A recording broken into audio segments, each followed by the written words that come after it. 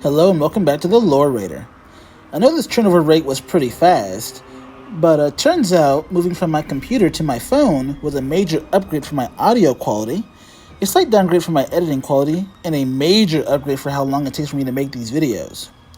To me, being able to get my videos out to you guys on a more consistent schedule has long been my goal, and hopefully this move will benefit both my channel and the enjoyment of my loyal viewers.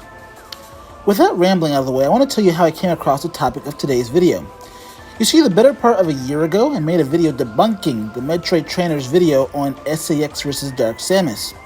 While I still agree with what I said in that video, there has been one comment he made that has stuck with me, and it's this one. Characters have been defeated by Samus at their best. Dark Samus was defeated by Hyper Mode PED Suit Samus, which was Samus at her strongest, while SCX was defeated by Gravity Fusion Suit Samus, which is arguably Samus at her weakest. So it takes a lot more to defeat Dark Samus than SAX. You see, this comment has always irritated me. The idea that Samus's power progression is only ever tied to her suits. Never mind that there are 4 games, 1 manga, and 8 to 9 years in-universe time passing between the 2 Samuses that he is talking about, but according to the Metroid trainer, Samus herself has never gotten stronger on her own. I'm going to put an end to these vicious rumors and baseless myths today with an in-depth explanation on just how Samus's power progression works within the Metroid series. To start, we need to look at the Samus and Joy manga. To set the scene, Samus is doing battle against a powerful android known as Integra that was created by the Dominion, and she was outright losing the battle. The monster notably tanked even her planet-busting power bombs. Then, when the scientists of the Dominion chastise Samus for her weakness, she tells them effectively that she is not beaten and that her power will grow infinitely so long as she has the will to fight. Her simply saying that is stated in manga to have given her a 5 times power amp that is confirmed by the scientists of the Dominion who are there as well. Let me repeat that. Her own motivational speech gave her a 5 times motivational amp. And then she one-shot Integra with a super missile, so there you go. This proves that Samus, 1, has infinite potential, 2, has to be getting stronger between different games, and she is constantly getting stronger within the same games. And 3, her equipment upscales with her.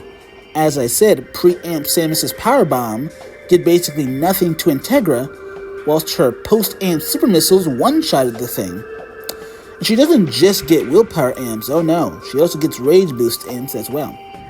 You see, later in the manga, when Joey is almost killed having saved her life, after she was drained of almost all of her energy, and all of her upgrades are gone, save for her basic beam shot, this thug here states that she can't do anything to harm him. Samus states that he is correct until she verbally tells him, and then by proxy the reader, that her hate for the pirates equates to her own power rising, as she proceeds to then one-shot the power, again, with the basic power beam. Not even the charge beam, the basic power shot. And then to top it all off, she gets mad again and does this. Again, basic power beam, not the charge beam. This isn't even me saying the buffs she gets from her suits aren't impressive nor important. For example, in the Metroid prequel manga, which tells a more complete tale of Zero Mission, it's shown that in her basic power suit, she only beat Kraid with extremely high difficulty as she soon collapses from exhaustion, but then she gets the various suit and what happens? She literally casually shrugs off an attack from Ridley with no damage and really is far superior to Kraid in every game. My whole point is when comparing different versions of Samus, you have to look at the whole picture. Metroid Dread proves my point extremely well of how these factors come together. Think back to the final battle with Ravenbeak. Ravenbeak won the fight definitively. The moment he even got a little serious, he speed blitzed Samus and then immediately immobilized her and then proceeded to, well, kill her. Let's count the number of buffs at play here. The bastard literally murdered the same clan of Chozo as the ones who raised her since she was a child, and then he had the nerve to call himself her father when she has, well, 2 real fathers, 3 if you count Adam Malkovich. He had been using her by pretending to be Adam from the very start of the game, and well, he had just killed her at that moment. Those are rage amps, 4 of them in a row. For the motivational amp, well, she of course wants to stop his evil Metroid cloning scheme and stop the X-Parasites from escaping into the wider galaxy. So 2 more amps. And of course we gotta throw in the amp for attaining a new suit, the Metroid suit, so in total that's 7 amps. 7 amps times 5, 5 being the standard for how much stronger she gets per amp, and that comes to the Metroid suit being a whole 35 times stronger than the gravity suit. While these numbers are purely hypothetical, of course, I think you see my point. Saying Samus only gets stronger via her suits is disingenuous. But don't take my word for it. Samus will show you the way.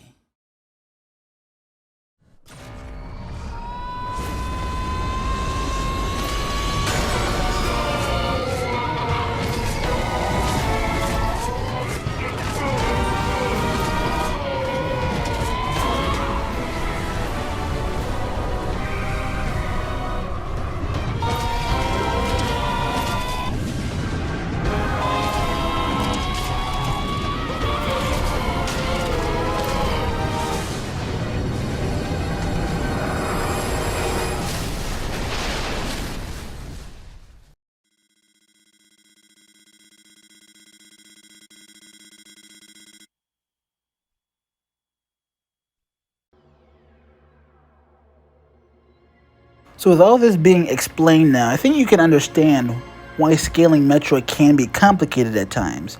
We've discussed the many ways Samus can get power amps for the series. One of them, the suits, are completely transitory. Like, she can lose her suits, she goes back, but then her power amps from her motivational amp stays with her, so it's just weird. And to give you an idea of the problem, I face on a day-to-day basis when making these videos, imagine for a moment Prime 3, Metroid 2, Super Metroid, and Metroid Fusion. In all 4 games, Ridley is a major boss for Samus.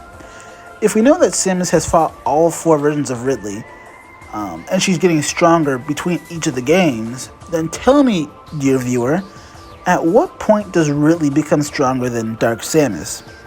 He's weaker than her in Prime 3, so from Super Metroid, Metroid 2, Super Metroid, and Metroid Fusion, at what point does Ridley get stronger than Dark Samus? Leave your answer in the comment below, because I'm interested to see what you guys say, because even I'm not fully convinced on my answer myself.